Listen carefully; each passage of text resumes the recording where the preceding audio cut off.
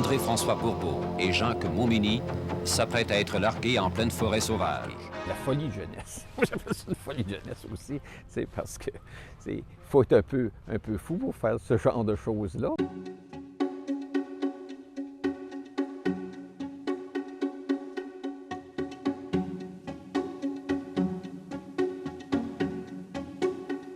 J'ai dit à mon ami Jacques, j'ai dit, on va aller sur la rue Racine, puis la 10e et 11e personne qui passe, on les arrête, on leur demande ce qu'ils ont dans leur poche.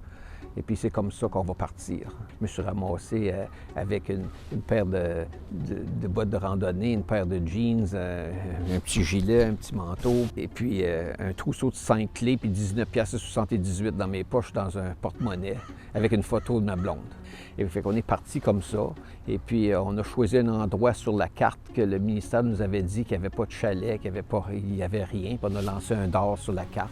Et puis c'est là qu'on se fait abandonner en hélicoptère. On s'est ramassé dans une espèce de marécage, un lac marécageux avec de l'eau jusqu'aux genoux. Puis quand l'hélicoptère est parti, là, c'est les moufles.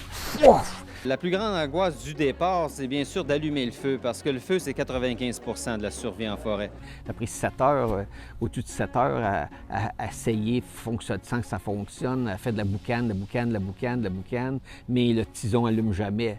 Quand on a finalement eu le feu, là, tu aurais dû nous voir danser. On en a dansé un coup, puis on était contents parce que ça, avec le feu, je savais que j'allais passer à travers. Peut-être qu'on a découvert des techniques et on pourra donner des conseils aux gens à ce moment-là.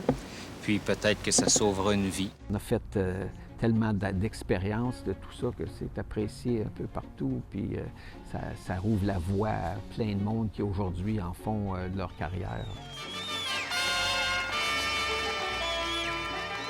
Ma vie, c'était une série de projets parce que c'est pas le nombre de respirations qu'on prend dans la vie qui est importante, c'est les moments à couper le souffle. Hein?